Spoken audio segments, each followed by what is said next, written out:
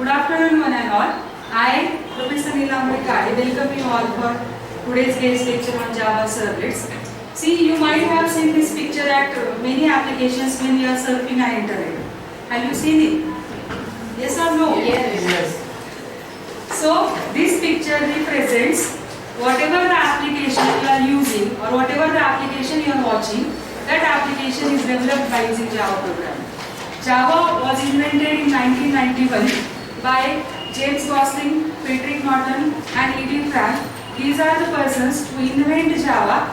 Initially, Java was named as Oak because the person James Gosling, in the behind of his office one oak tree is there, so he has given name to that programming language as a Oak. After that, in 1995 it was renamed as Java. Java is just the name of coffee which they used to take when they invent Java programming. That's why this picture is there everywhere where Java programs are used. You might have seen in the before 4 to 5 years, Nokia phones are having games. When you start that game, it first displays a picture of coffee mug and then that application starts. That means that application is developed by using Java programming language. See here, Java programming, you might have heard, it is very popular because of its one feature, that is platform independence. So what is mean by platform? Platform, it is nothing but software and hardware combination where we are executing an application. So whatever the platform is, that means whatever your operating system is, whatever the configuration of your system is, still we are able to execute same application at any place without doing any change. That concept is called as platform independence, and that's why Java is very popular. By using Java programming language, we are able to develop two kinds of applications. First is standalone application and second one is web application.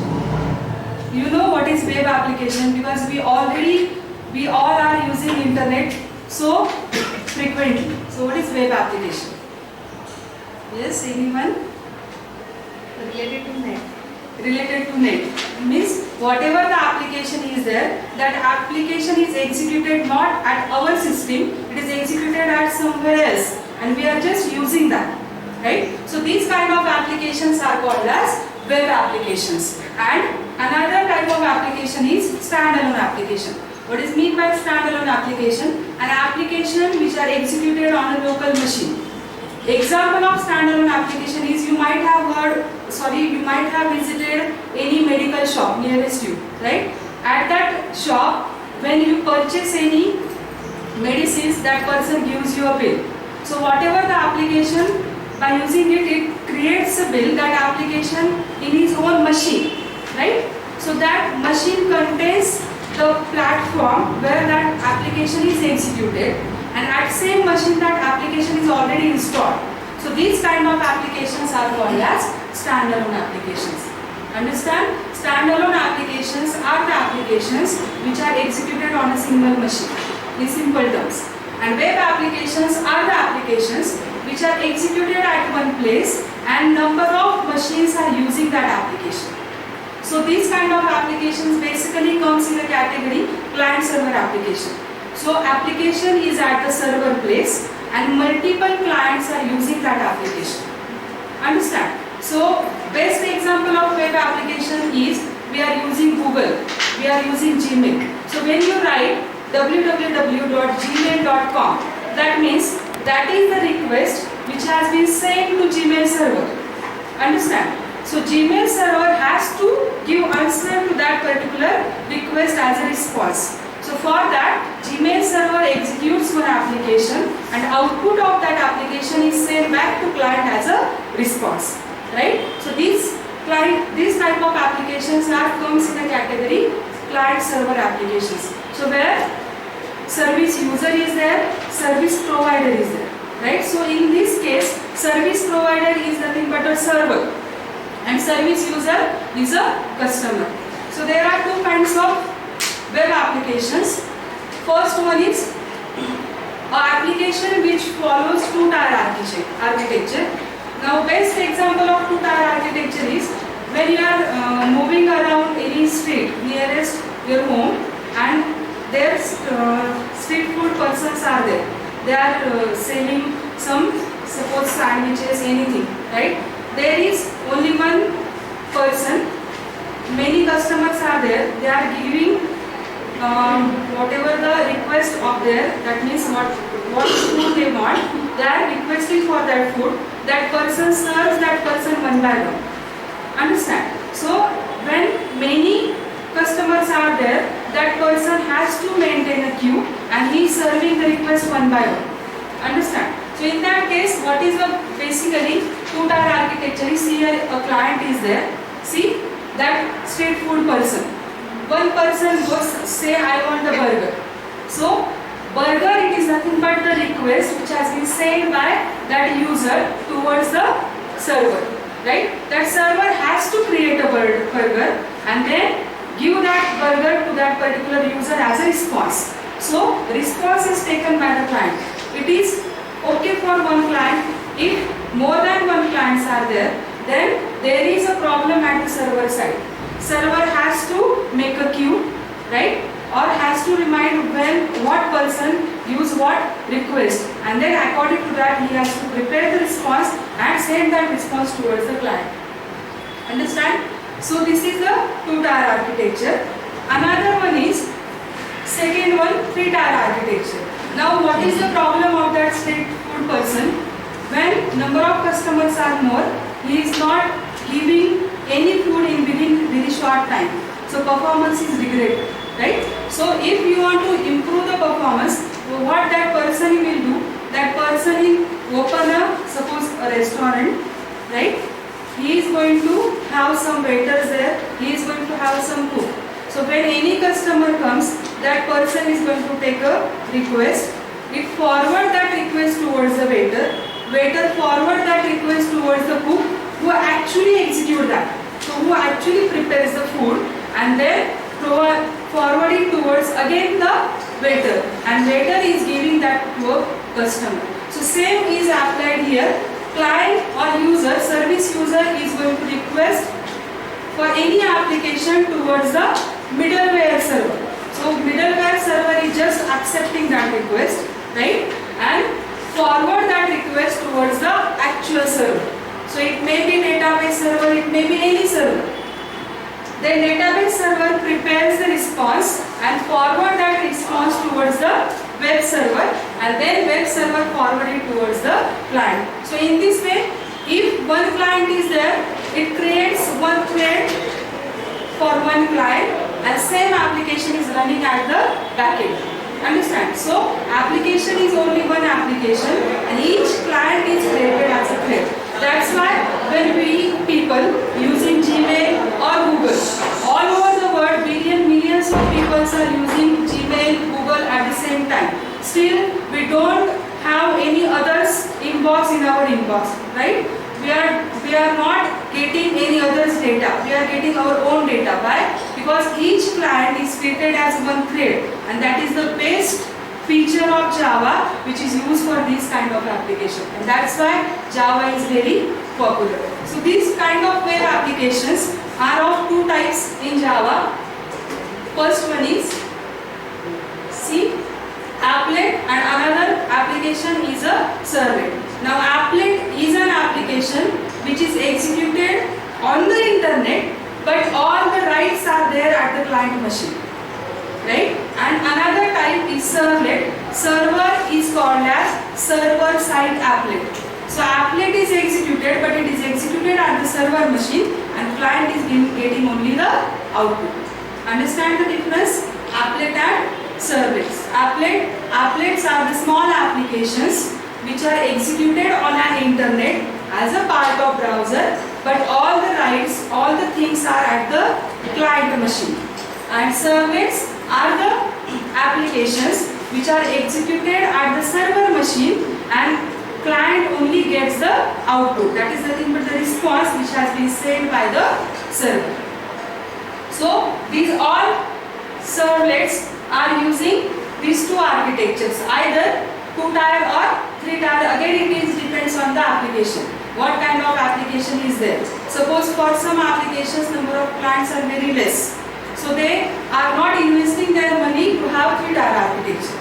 If For some applications, number of clients are more, like Gmail, Google, Yahoo. Then they are using this kind of architecture. It is implemented by using multi-threading. Now, basically, our topic is servlet. So, what is servlet? Servlet is a technology which is used to create web applications by using Java programming language. So, advantages of servlets are, first one is the better performance. I already told you why it gives better performance, because it has or it uses a feature like platform independence, as well as it uses a feature like just-in-time compiler and the multi-threading. So these are the features which gives response to client within very short time, and that's why it gives high performance. Second one is portability. What do you mean by portable? We are able to execute any kind of application at any machine, or we are able to easily move that application. So all applications are portable. The next is the robust. Robust is nothing but the strong. Java itself provides high security to any application. That's why any virus or any other thing cannot disturb a running application. So it is called as the robust application. And last one is the secure. Java has three kinds of security which is provided by Java. First one is the when program is executed, at that time bytecode verifier is there which verifies the bytecode before execution. Then second, it contains itself a security manager which verifies all the code before execution. So it gives 3-degree security. That's why servlets are called as the secured applications. And that's why Java is very popular for web applications as well as distributed applications where our data is never leaked. That's why these kind of applications are there in internet. As well as second, I already told you about platform independence. Whatever the output of any application and on any operating system, we are getting the same output, same color, same thing. So for a user, though your operating system changes, but you can feel of any application never changes. That's why Java is very popular for these kind of applications. Now when we talk about the servlet, servlets are the applications. For example, we will take one case study. In that, suppose you write www.gmail.com, right, on your Internet Explorer or on your Chrome browser. Then that is sent as a request towards the Gmail server. The Gmail server executes a servlet, right, and output of that servlet is provided as a response to the user. So what is the response of Gmail when you write www.gmail.com? What output it gives to you? Home page of Gmail, right, where we have to write our username and password. So that is the response which has been sent by server towards the client for that particular request. Then again, same client is going to send user ID and password as a request towards the Gmail server.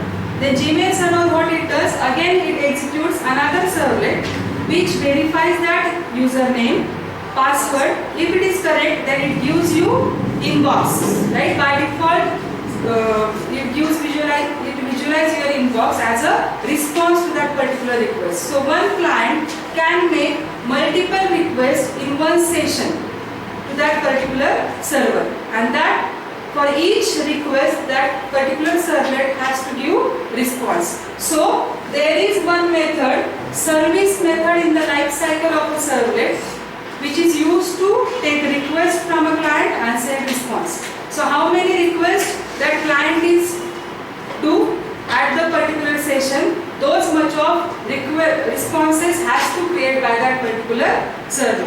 But these things are not possible till that servlet will not be initialized. So when all over the world, first time for any servlet, any request goes, then that server is going to execute a program, that is a servlet, and it initializes that particular servlet. And as long as number of clients are added, for each client one thread is created. So your application is running and each client is added as a thread. So no matter there are 10 clients or 1000 clients for same application, each thread has its own memory, its own data. So no one is going to interfere with each other, right? So init, it is the method which is simply used to initialize a servlet. Initialization is done before it serves any service to particular user.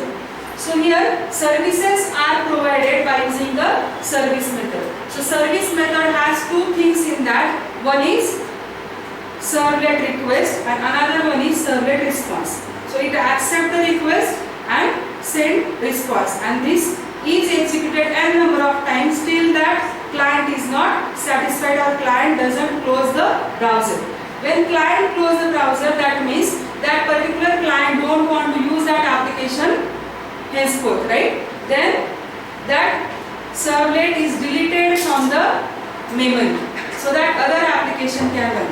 So deleting of that particular application or ending that application is done by using the destroy method. So these are the three basic methods in the life cycle of a servlet. First one is init, which is used to initialize the servlet. Second, service, which is used to provide service to the client. And last one is the destroy, which is used to clean that servlet from the memory of the server. Understand? This much